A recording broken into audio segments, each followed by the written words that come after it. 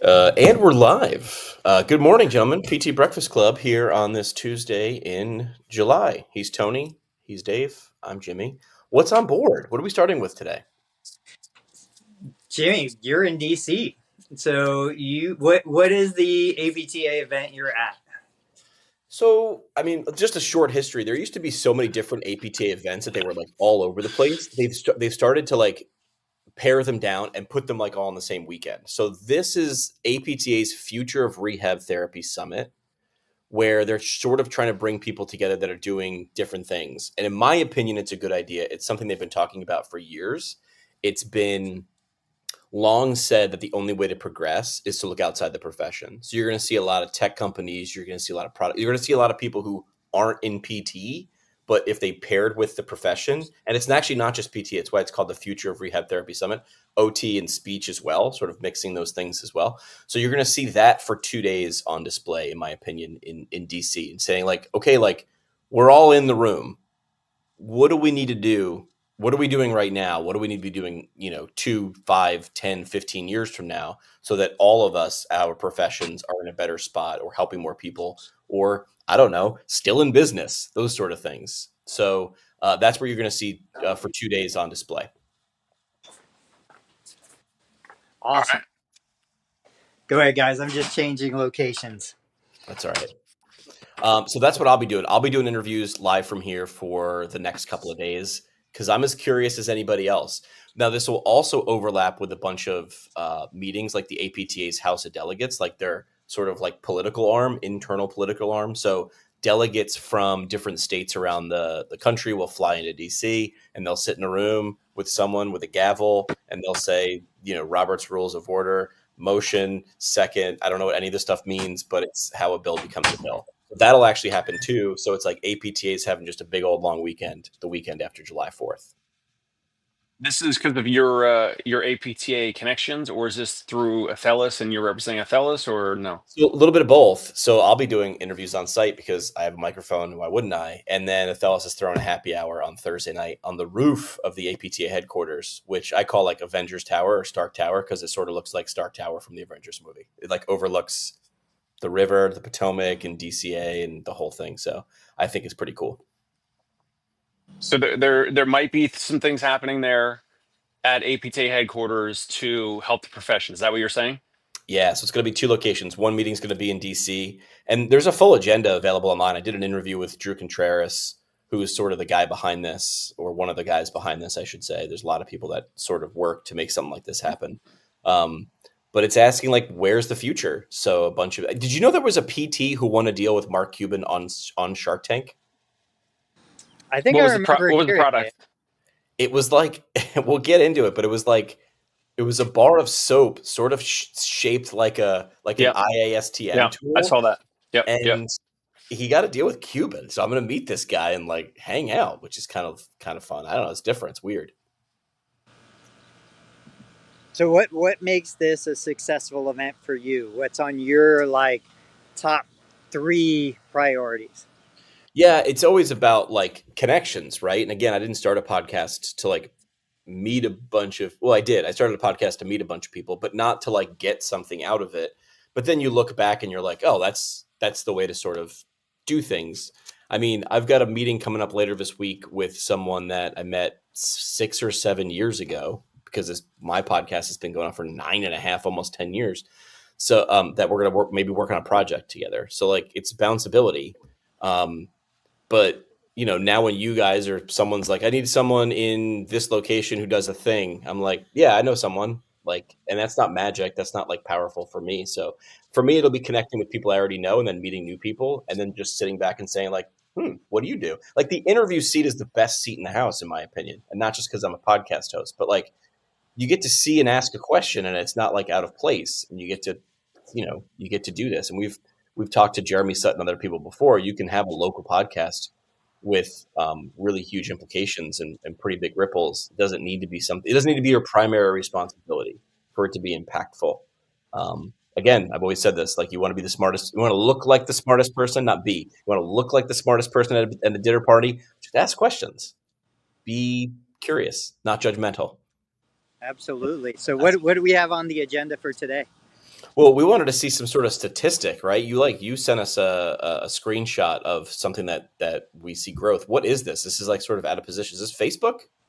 Yeah, so this was interesting. This is my Facebook business page. You can see the spike to 400,000 views in a day. I can't believe this. Dave, you might be interested in this. So I got a message. I think the message came from Instagram. And basically, I should have taken screenshots. What it said was take the top 100 best performing Instagram reels, share them to your Facebook business page. All I had to do was click share.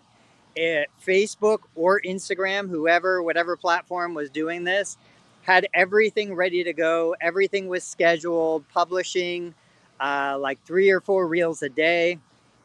All I did was hit yes. I thought I would get dinged because this is all duplicate content. These are reels that I've shared before, but I mean the numbers speak for themselves. It's doing pretty well. I'd be curious to see what happens from here. I mean, you have to remember that this is a game, and you're playing a game with an invisible scorecard for someone else who's in charge and pulling the strings, and that's okay. Like the North Star should always be like do good stuff, but then like what's good mean, and when am I rewarded for those things? And there's always people that are gonna teach you like 5 minutes before you post something, go drop 5 comments and 3 likes on other people's posts, and then they'll see your post when your post. The North Star should always be like, I think anyway, make stuff you like, because if you don't like it or if it's not interesting to you, you're not going to keep doing it. Then you'll figure out who is it interesting for. I think myself and a lot of people have made the mistake before of trying to make stuff for other people. What's the audience like? And that's a guess. That's a The, guess. the, Well, the Yeti videos that Tony made, I mean, come on, Tony doesn't. I mean, they're funny, but like Tony's doing that for the engagement and see where it goes sure. and all that. Like he's not waking up and like I want to go create these custom Yeti videos, right? So I don't know. I mean, Tony's a tinkerer, but I agree. You have to like what you do, and then you'll do more of it, and then over time you do some stuff like you like Tony, and then other stuff that is like tests and see what the audience likes, maybe. What were you gonna say, Jimmy? Well, it's not like so you guys are familiar with what a clipper is, like a clipper Yeah. account.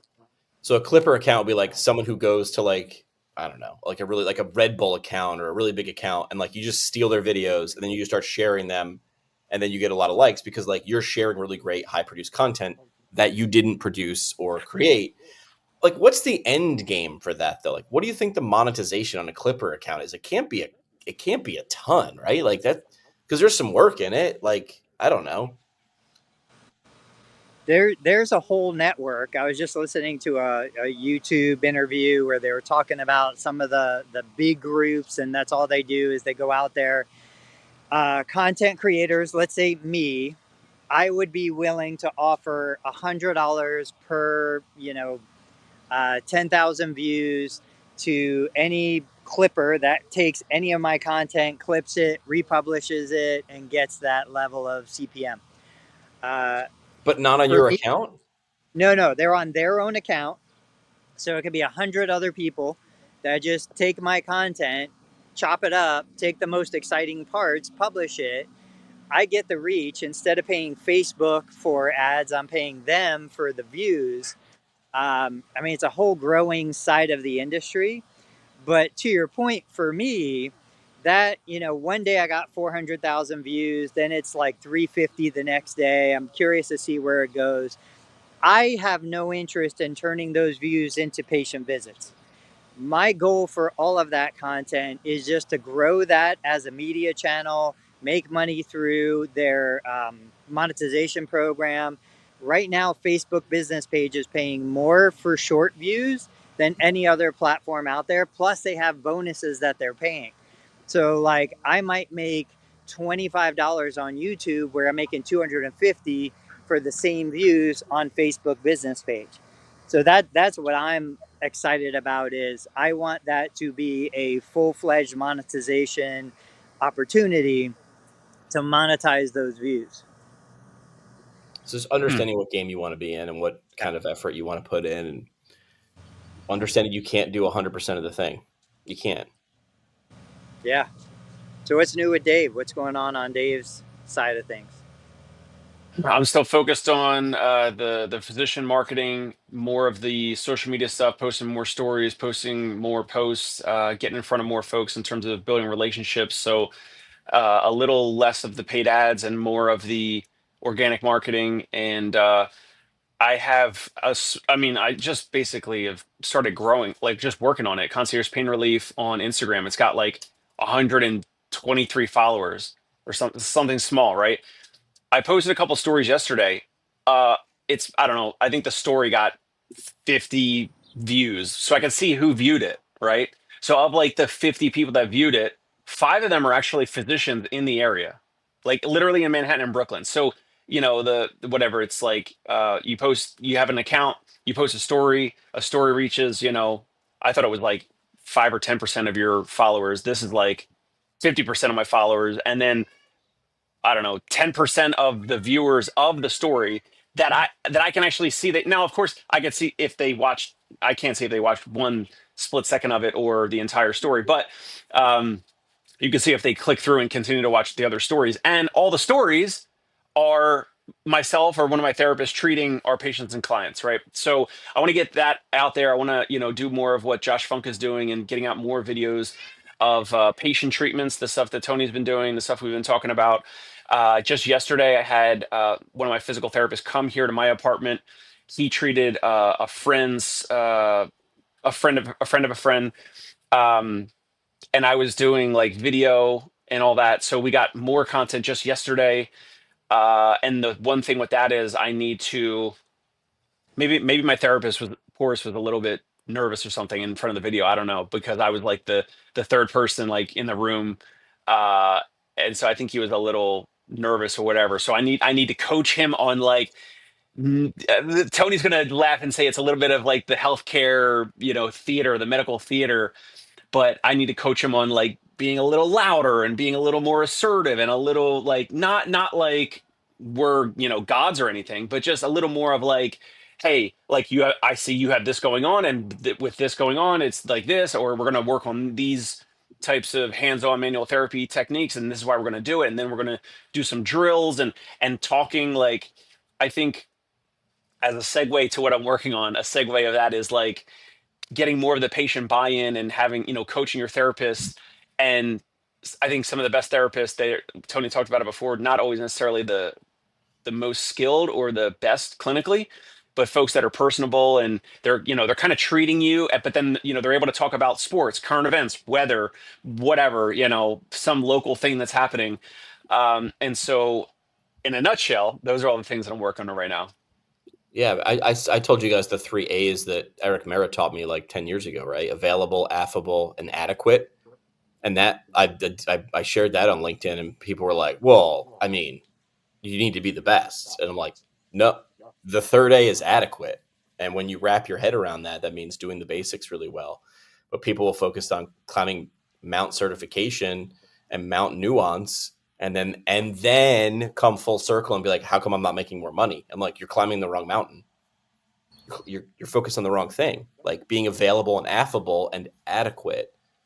This is not saying don't improve yourself. Like people love to like go down the slippery slope of the tiny little nuance that we're talking about. But like if you're not adequate at the thing the person in front of you needs, they don't need you, and they won't come back. Especially if you're not. I mean, I don't know. Like availability is important, but like affable. Like if the person, like I don't know, that one to me like You stands have out. to you have to be likable, you have to be approachable. I think if you're a therapist watching or listening, if you're focusing on those 3 A's, you're not the best necessarily, but I think you're striving to be your best, whatever that might be, whether it's in this year, the coming years, whatever. And I think patients and clients see that. I think they see, or if they start to know a therapist over time, they can kind of see like, oh, they're always early. They're not late. They're, what if you tuck, I don't know, if you tuck your shirts in, we do. If you guys don't, whatever. But if you tuck your shirts in, you look clean, you look presentable. Your shoes are tied, they're not untied. You're shaved if you shave. Clean cut. You're prompt. You're on top of things. You remember like, oh, remember last week you were walking out and I said we're going to do this, and now we're going to do this thing. All of that, I think patients and clients can kind of identify. I think they can kind of see, clusters of data points over time. Like, this is a professional that is striving to do their best. What do you guys think? But it's locks and keys. Not everybody's going to like that thing. There's no better. There's just better for this one person. Like, well, what's the guy's name? Mike, who like wears like the black rubber gloves and he's got the mechanics tool set with next to him. Mike, like he's always sharing videos. Like, that ain't for everybody, but for the people it's for, that's the thing that they're looking for. How do you know what you're looking for? I'll know it when I see it. The thing that I'm excited is I want Dave to get through this, like get comfortable on camera, get his people comfortable, and then I want him to start bringing therapists in remotely to like learn how to do what Dave does, listen to the way Dave speaks or his people speak, like really create an immersive experience. This is what clinical education should be. It shouldn't be a bunch of us on a weekend in a lab working on people who have no problems. It should be us behind a camera working with or observing real patients and real situations with real, context. I want to hear how Dave handles a high anxiety patient who hasn't slept in 3 days. I want to hear how Dave handles somebody who thinks that he should be a servant, not a physical therapist. Like, I want to hear those unique situations. And I think other therapists would absolutely pay for it, would benefit from it. They would never get something like that in school. That's what I would love to see. So yeah, you're going to do it and then teach others how to do it. Well, I don't want to get into the coaching or the continuing education businesses. So I would probably make it expensive. I would say, I don't know, I'd make it like 1,000 or two just to, just to make sure you're serious, and then actually be serious enough to like implement the things that I know work, at least with our type of population. Like you said, Tony, the words, the phrasing, I was just talking to Annie over breakfast about this, and I was saying, I need to coach my therapist Porus about this, being a little bit more assertive, just being louder. Just like, hey, were you nervous? Like, because there were, some video going on because you were like quiet. I walked in, I walked out. It was like a library in here. Like, come on, like, let's loosen up. Like, we're here to help someone that's like in pain, and they're choosing to pay out of pocket. Or in this case, it was a free visit because it was the golden ticket, right? So it was a free treatment.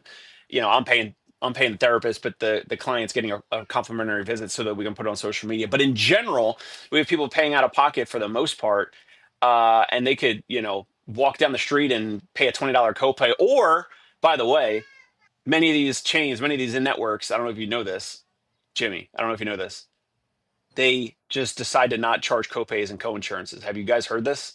No. They're just like, hey, it's free. Just show up. We're going to bill your insurance. Like, you don't have to pay anything. Isn't that illegal? Yeah, of course it's illegal. Yeah. Why would they do that? Right. Why? Because they're in the business of billing units, and they want to make it as cheap as possible for people.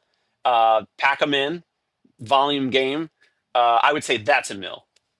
So where did you hear that? I'm curious to hear some of the context and the backstory. We just heard it from a patient who was in the area going to some other place, and she's like, well, oh, this other place, it's free, and we verified her insurance. Like, when we verify the insurance, we get the in-network and the out-of-network. So her in-network copay was $20 or $40 or whatever. I know that's a nominal amount.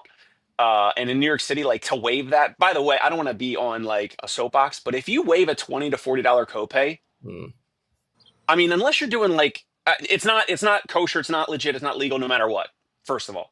But if you're waiving a $20 to $40 copay in New York City, do you even have a business? Like, do you even have a valuable offering? Because you need to make it free so that people will actually walk in and show up. Crazy to think about, because we're charging, hundreds of dollars per visit. So it's like I'm on the other side of the spectrum.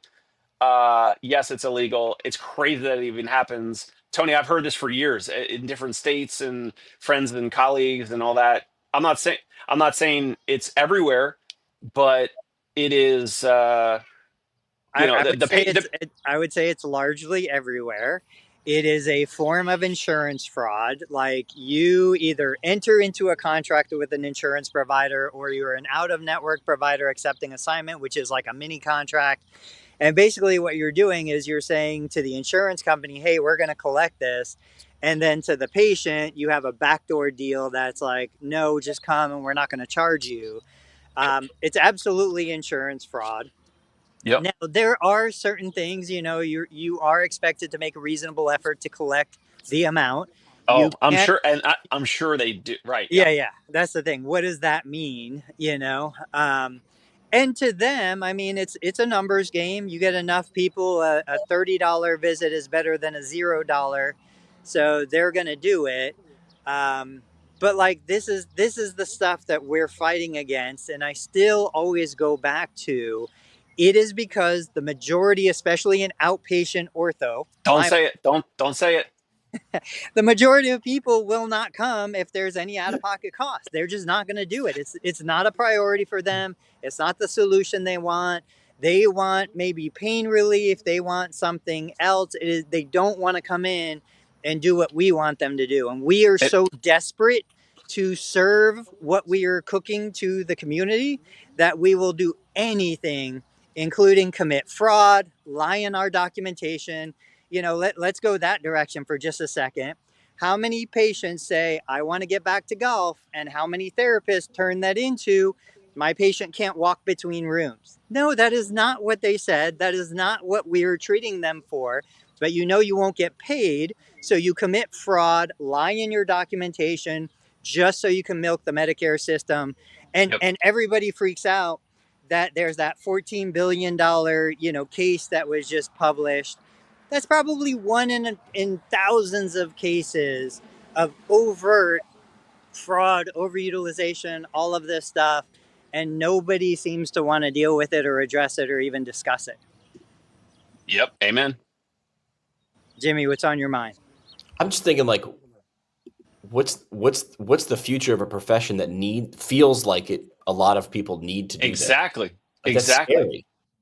Exactly. Well, they're already getting squeezed on the reimbursement side, and then they need to fill up the schedule. They need to get more They need to get more patients coming in, and a lot of them have decided over the years. I think this has been going on for probably decades, but definitely in the past, I don't know, 10 or so years, I've heard this from friends, colleagues, other states, other cities, definitely New York, Florida. Uh, they just don't charge someone, or they'll say the patient, Jimmy, they'll say, Jimmy, we're going to send you a bunch of emails about and payment links for you to pay this copay and this coinsurance, whatever. Just don't answer the emails. Like, are you serious? Like, I cannot believe it. I cannot believe it. Unbelievable.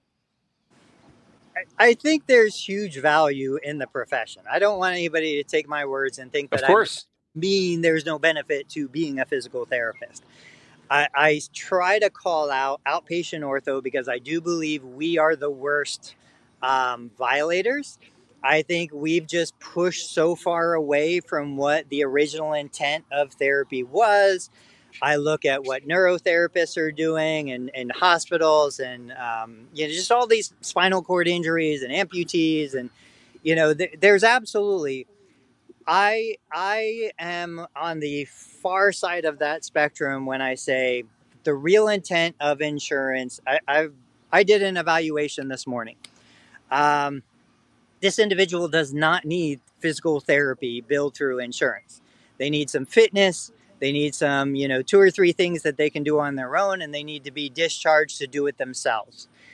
If they came, they would be coming because they won't do it themselves, but that's not what insurance is paying us to do, And so I feel like, as long as, I hate to blame the schools, but I think there's a culture in the schools that teaches therapists that everything should be covered, and we need, you've got a doctorate level education and insurance should pay for it, and you're saving the insurance company money and you're reducing surgeries. And I just don't think that's what insurance is paying us to do.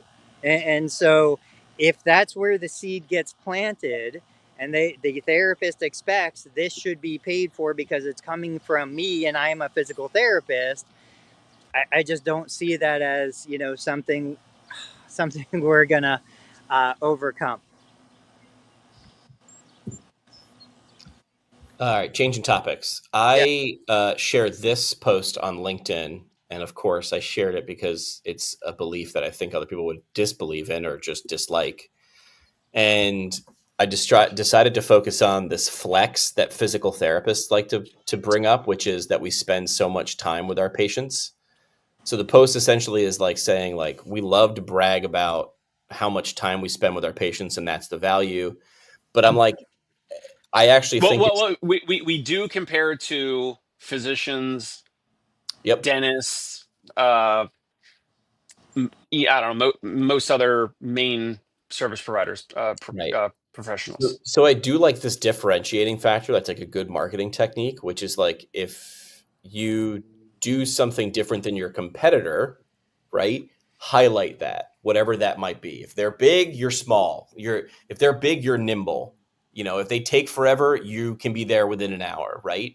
And I think the funny part is we like to do exactly what Dave just said, which is compare ourselves to physicians or dentists or I don't know, eye doctors. Actually, I don't think anybody ever compares to eye doctors. They barely get brought up.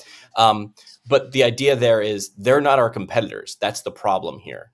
So by saying like we love to brag, like I'm with my patient 45 minutes, 3 times a week for 8 weeks, and I build this relationship.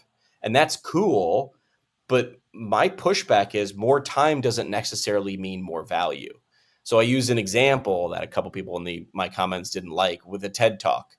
I'm like, they're some of the most impactful world changing ideas that are all done. The rule in TED Talk is like 17 or 18 minutes because TED Talks understand it's not about time, it's what you actually do with the time. So instead of saying, like, well, I spend 45 minutes or an hour 3 times a week for 8 weeks, a lot of people are going to hear that and go, why do you need 45 minutes 3 times a week for 8 weeks? Does the person actually want that, or do they want the result?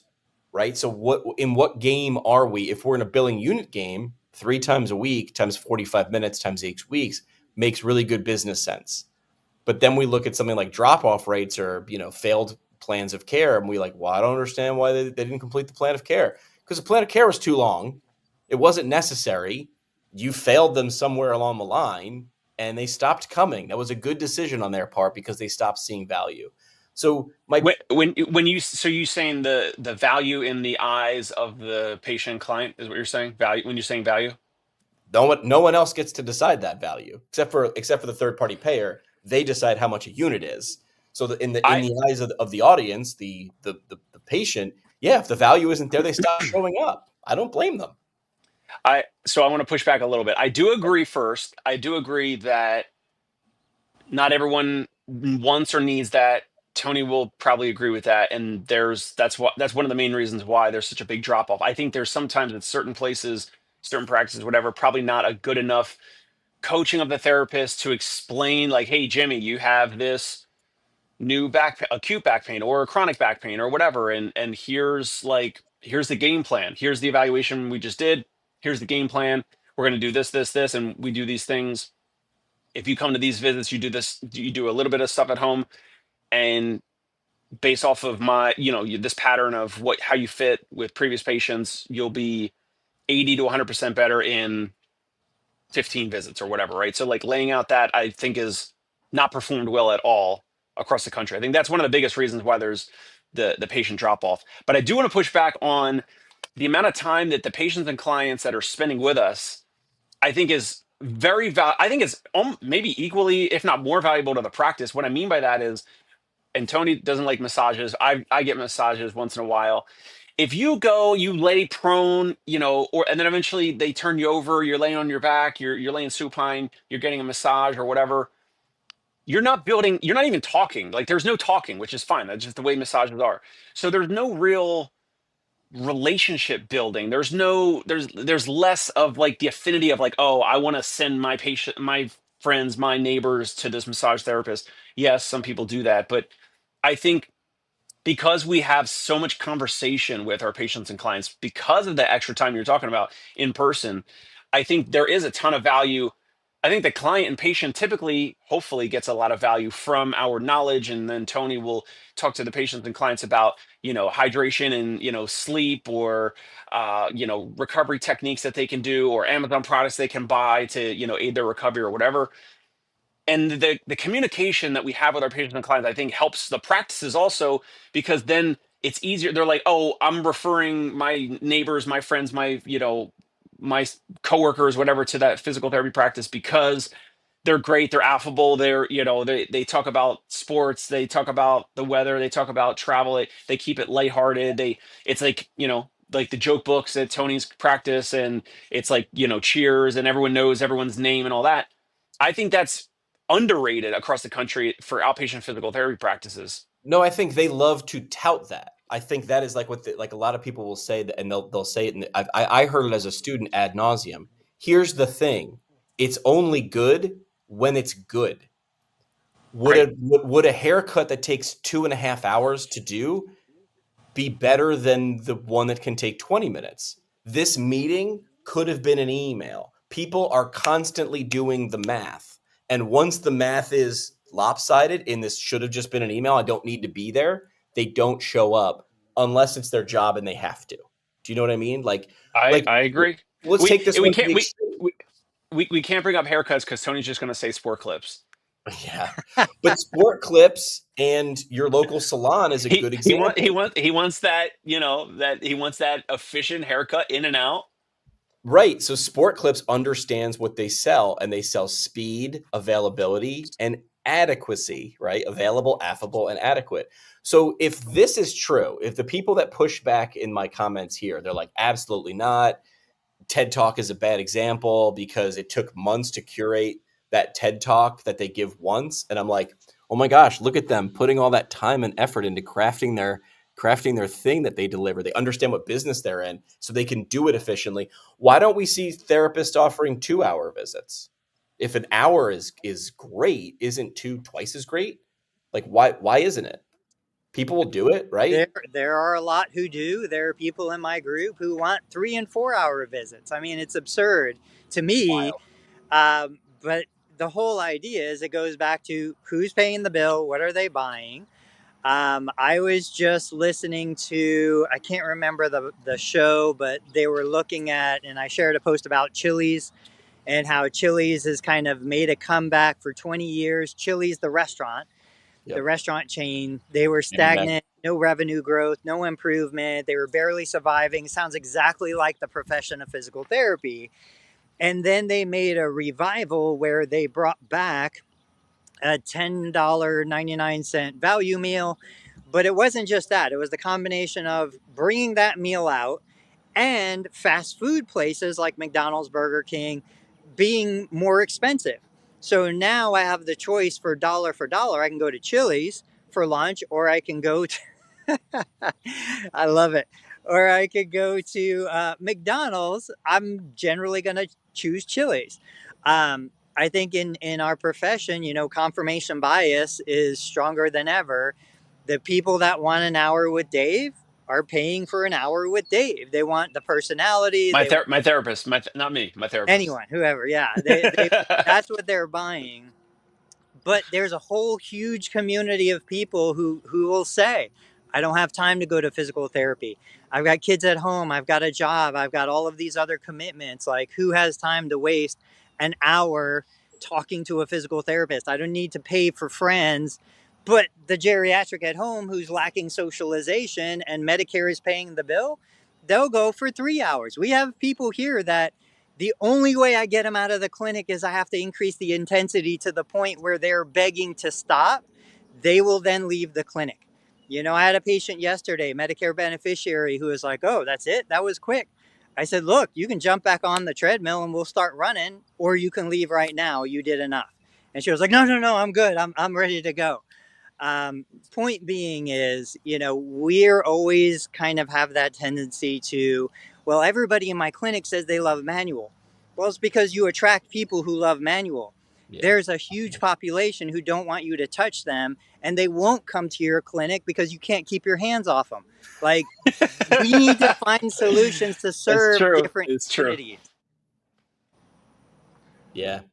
Yeah, you attract what you attract on purpose. I mean, I had a friend starting a clinic, and they wanted to make sure that hands-on was on their business card, on their logo, because that's what they wanted to do. But that's also smart, because if that's what they like to do, make sure you do that so that you're building a business that you actually like to work in. Tony, there's a lot of therapists. I know Mick Aglani, who I had on my show several times. He had Arrow Physical Therapy. It was, I think he ramped it up to 3, 4, 5 locations, sold it to Alliance Physical Therapy, and he, regardless of the payer, regardless of the in-network contract and how it reimbursed, whatever, he had the hands-on ethos. He coached his therapist, like anyone that comes in, they need hands-on. Like he believed that the hands-on treatment developed or helped with the relationship, the therapeutic alliance, whatever. But Tony, you do like basically the opposite. I think the most manual therapy Tony Maritato does is when he points to someone's total knee incision during one of his TikToks or reels or whatever. So you're pretty successful in terms of attracting a different type of patient that's okay with movement, exercise based physical therapy, and you don't do a lot of manual therapy. And so I don't know, I mean, you're just like an opposing opposite view or an approach. I'm not against manual therapy, but another classic example. So yesterday we had a couple new patient evaluations. The way I do my evaluations, I've said, is a little bit different. My PTA is involved right from the first minute. So patient comes in, we have our talk. I get the case history. My PTA is with us. This particular case, the patient said, I'm referred because my doctor is convinced it's low back pain, but listen, for some reason about a year ago, my legs started to swell, my feet hurt, my feet are numb. I was mowing the grass a year ago. I can't even walk across the lawn today. I don't know what's going on. I don't think it's my back. I don't have back pain. I have this stuff in my feet. Okay. I told my PTA, I'm like, hey, let's work on proprioception. Let's work on balance. Let's get this person moving.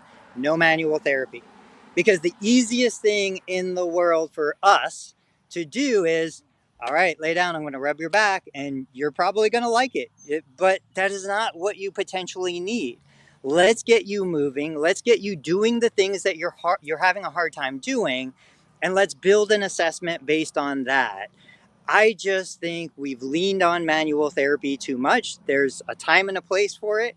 But the easiest way for me to addict a person who wants to be touched to coming to physical therapy is to touch them, even when they don't need to be touched. And I would argue, I think we build more dependence on our profession because we make patients reliant on being touched when they don't need it. Now, if they're going to pay out of pocket, if they're not billing insurance, if not, I'm not committing Medicare fraud. You want me to touch you and I'm willing to do it for money? Let's go. Game Now, on. you've said plenty of times that manual therapy, oftentimes you phrase it or you frame it as a bribe for the patient to continue to come. I get that. We've talked about it a bunch. It's funny, but it's also, it kind of makes sense. It does make sense.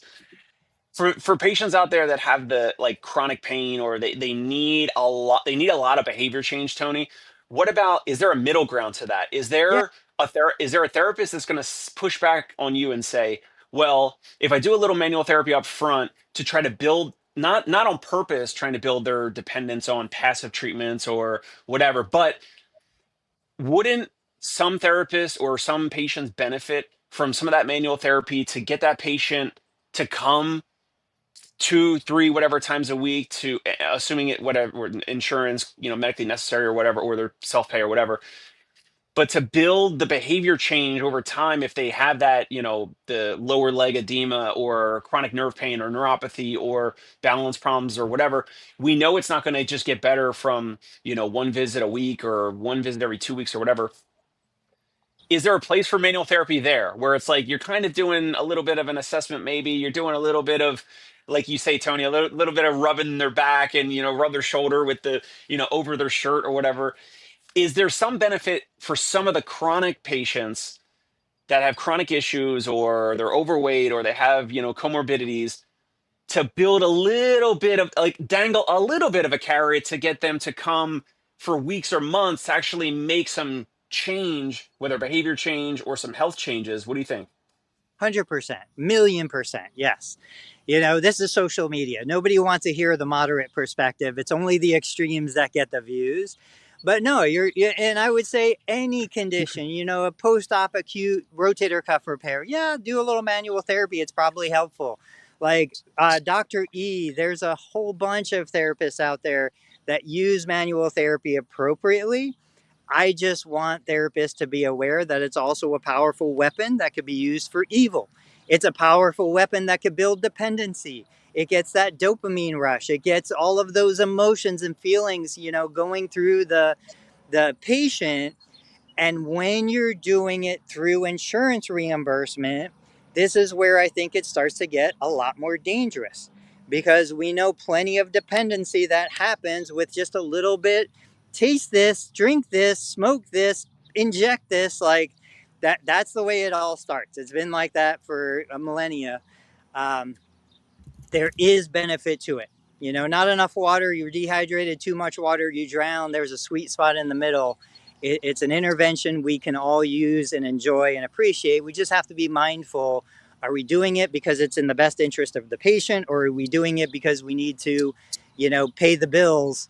Those are different stories. Jimmy has been very quiet the past two topics. Because this isn't the world I necessarily live in. You know what I mean? Like, you guys are doing this every day, and this isn't what I live in. So I'm smartly saying a phrase without saying a phrase, which is like, I don't do this enough to have a opinion. So I'm listening to people who have opinions because they do this. All right, Tony's giving us a tour. Tour of the building. We're getting a new internet installed, and so I had to get out of the way. Keep the conversation going. I'm going to be right back. All right.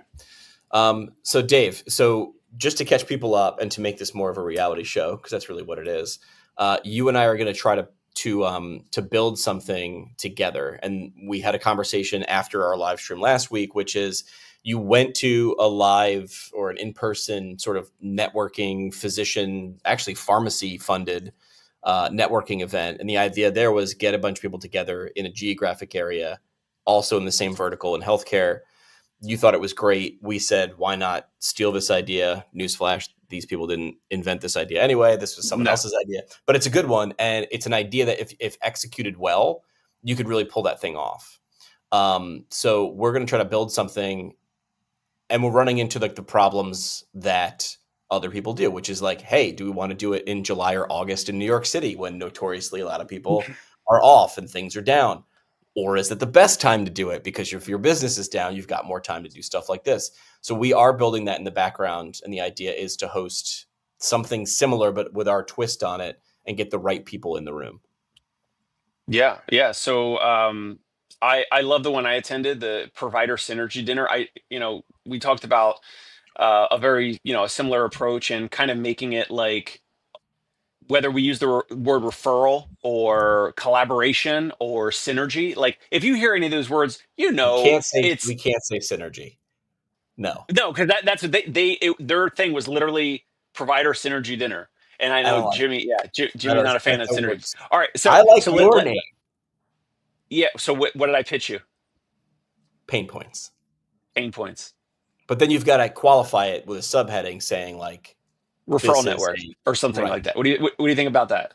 Pain points in big bold, but like but I also with like, hey, we got a fellas, paying the bill. You guys are eating for free. Let's get some, collaboration here. Let's refer some patients, clients, coworkers, neighbors, whatever. Eat, drink, and make money. Like, why am I coming? Like, because you want to meet your local colleagues? No, I don't care about that unless there's a reason. So eat, drink, and make connections. Eat, drink, and make money. Like, this is a business thing. And a lot of times making money, this is why like people in finance and business make more money, is because they are very open and honest about what they're there for, and they get stuff done.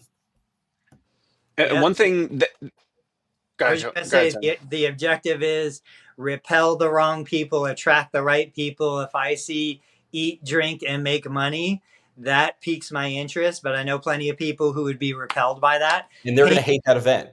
Pain Point reminds me of the Michael Scott The Office PowerPoint. You guys remember that episode? No, I don't remember that one. We gotta find the video clip. We'll get it.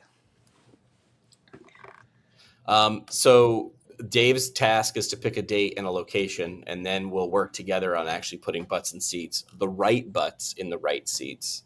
I mean, a lot of times people will rush to the yes, but if you can disqualify people, that saves you time, effort, and money, and a butt that you have to pay for. Do you know what I mean? Like Tony just said, if a person's like, I'm not really financially driven, it's like, okay, this party is not for you. This is for people who are looking to make connections. I mean, I have a whole Facebook group that started when I was annoyed at something, and now I don't even do anything with it. It's got like 3,000 members of a Facebook group because I would be in like 4 or 5 different clinician Facebook groups and watch one person share the same post across the 5 groups. It was a physical therapist looking for another PT in a different part of the country. So I was like, oh my God, they're like looking for needles in the stack of haystacks. I'm like, why not look for needles in a pile of needles? So just put clinicians in a group, and the only purpose is find other clinicians. Well, that's a group that grows because, I mean, Dave, you said like if you find one patient, it was worth clicking and joining that free group, wasn't it? I'm looking it up in my credit card processor right now. I did tell you this, Because that you can from track this. it. No, yeah, because a couple years ago, maybe 3 years ago or something, I had some random therapist from, I don't even Idaho, some other state, and they posted like, hey, I have a friend in New York City who's running the New York City Marathon in the fall, and it was like a month or 2 before the race, and the runner had like calf pain or whatever. And one of my therapists went and treated her, and I think it might have been like 2 patients from your Facebook group. And I told you, Jimmy, dude, you need to be monetizing this Facebook group somehow. I don't know how, but Yeah. I probably made $25,000 in a couple of these referrals from your Facebook group, where another physical therapist that didn't know me at all, didn't know our practice at all, was looking for a New York-based, New York City, Brooklyn, or Manhattan-based physical therapist. Your Facebook group connected these 2, myself and some other physical therapists. We didn't know each other. Then we knew each other, and they can look at our website or reviews or whatever, and then they refer the patients, and then we treated them. And it was definitely at least $25,000. And it's pretty cool that you created it. And I think it's a shame that you don't you don't catch any upside, and all the therapists that get the referrals, whoever that We is, can play they this get out, the but free. I mean, I could offer a sponsorship, but I'm not going to charge people to be in it because it's not you. It's hard to see the value when it's at 500 people, even 3,000. You're like, I don't know, like, so I'm not going to charge people to join it. It's sort of like the podcast angle. It's like you don't charge your listener, you don't really charge your guest unless they're really pitching something or they want more than the average deliverable. You charge someone who wants the attention of that audience. So I'm sure I could get like, I don't know, MedBridge or something like that would be like, yeah, okay, like there's 3,000 clinicians but they have a strategy already with affiliate codes, and I'm not running around copying and pasting affiliate codes. Like that ain't the business I'm in. I paid Tony, and I do continue to pay him $100 a year to be listed on the directory for what's the website, Tony? Choose PT First. Yeah, so like when he ramped that up, like obviously I know like he was going to be able to build it, and there was going to be some critical mass. I paid to be listed or to have my website or whatever, like a little profile listed, and but that's without me. But I don't think I've gotten any patients from it.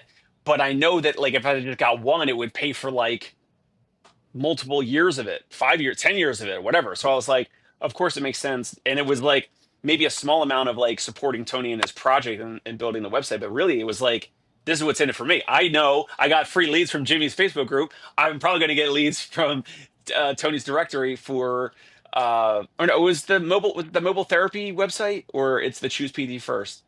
It's probably, basically I made the listings on both for everybody. So you're probably on both. Yeah. So Jimmy's got a Facebook group now. How many? 3,000 people in it now? I'll take a look. Yeah, but yep, close to that. Could you when you let new members in? Could you? I don't know. I don't know if anyone will pay it. I would right now. if you charge 50 or $100 to just get in the group if you're not in the group already. Like the party already started, we got in for free. New members have to pay whatever. Yeah, it's like 3,200. So there's 3,200 clinicians, all from different parts of the country. I do moderate it pretty well because every once in a while people will start just spamming stuff and they'll start like dropping job things. And I'm like, that's not what this is for. Because as soon as you don't moderate that, then people see your name and they're like, ugh, it's just more spam. Like I get that. So I blow people out. I don't give 3 strikes. You get 1. This is not the group for that. If the person running your account can't understand that, you're gone, but you weren't a good fit anyway. So I ain't losing sleep on not having you. And a lot of people from outside the US try to come in too. And like, I literally just asked like 3 questions, like, are you a licensed physical therapist or physical therapist assistant? What setting do you practice in? Where are you geographically? If you don't answer the questions, I'm like, you out. Or if I can see on your profile that that's a lie, I'm like, you're out. So, I mean, there is some work to it, but I'm going to estimate about 29 seconds a month in terms of effort to keep those people out. I do still think Facebook groups, private Facebook groups, are a huge value add. I don't monetize mine, but the Medicare billing groups at like getting close to 10,000, over 9,000 right now. The total knee replacements getting close to 20,000. The media group, Passion to Profit, is like over 1,000. You capped that one too, right? You like locked that for a while. Yeah, I stopped taking people. I don't know what I'm doing right now with it, but point being, these are free communities that are kind of a concentrated group of individuals with a specific interest. You just manage it a little bit, like Jimmy said. If somebody shares something in my Medicare group, I kick them out instantly. Like there's zero discussion. But these are seeds that we're planting that at some point may potentially grow into something bigger than it is right now. Right now, it's still just free content. I was thinking when the time is right, you'll know it. The time isn't right for it yet. So I haven't done anything with it. But other people watching, listening, I mean, these highly focused Facebook groups don't have to be big to be productive. Right. Because they're the right people. Like we'll go on Facebook. Everyone's on Facebook. That's the problem. Reaching everyone is not a strategy. So, it's the radio model. You sit there and play songs every day, all day, 24 hours a day until someone comes along and goes, I want to sell some pickup trucks. Here's a bag of money, run a commercial. Now you have to build the audience first. All right. So before we wrap up the show, what is your agenda? If anybody's out in DC, they're going to this event right now. What Yep. is your schedule today? Where can they find you? So it starts tomorrow. So I'm here a day early. So I've got a thing tonight, which is why I'm here a little bit early with all the speakers. I'm meeting all the speakers, then I'll be interviewing them throughout the day, Wednesday and Thursday. But there's a happy hour Wednesday on site at the event. And then Athelis is sponsoring the happy hour on Thursday on site at APTA headquarters. So it is Wednesday and Thursday. Drop us a DM. Would love to meet people. It's a particular group. It's not meant to be a 2,000 person conference. It is meant to be sort of like 500 or something like that, because there are a lot of industry people. But even if you're not going to come, like, hey, listen to some of the conversations we're going to have and release over the next couple of weeks. Also, just look at what logos are in the building, because those companies are worth. They're saying that these conversations are worth spending money to be in these rooms. That's even just paying attention to what logos are on the wall is important. Very nice. All right. I need to get back in the clinic. My parting shot: take a look at Facebook, like revisit it again. Facebook private groups, Facebook business page. I've heard this from other content creators that Facebook is just putting a ton of effort and money behind growing video and media on the platform because other platforms have taken so much away. And I can tell you, based on my numbers, like Facebook is paying me more per view right now on short content, vertical videos, short videos, than any other platform I'm on. It's a huge opportunity. Oh man, I'm gonna my parting shot continue to focus on social stuff. Jimmy and Tony have been a huge influence and help for what I'm now doing, recording patient treatment encounters putting content out there, stories, posts, throwing the hashtags in, doing all that, getting physicians to watch my stuff, which I can't even make 5 physicians watch my stuff. Like the fact that it's even, happening without me even DMing them or hitting them up or anything is pretty cool. So just going to continue to focus on that. And if you might be in the New York City area in August, maybe Jimmy and I will invite you to this event. You can meet some physicians and other physical therapists. Yeah. The thing I'll say is the thing I've been thinking about for a little bit the last couple of days, which is, if your definition of success changes, that's not a failure, that's a success. So if you're paying attention to either what you like or the people that are coming and patronizing your business is changing, that's a good thing. That's a sign of strength, not weakness. It's like changing your opinion when faced with new information. That's a good thing and not a bad thing. So maybe don't resist that, because I think a lot of times we white knuckle some things that we believe because they're part of our identity. I'm guilty of that, which is why I'm probably saying it as my parting shot. We'll be back on Thursday. I'll do it live from the conference center. Maybe that's where I'll be on Thursday. Gentlemen, have a good week. You too, Maddie. Be well.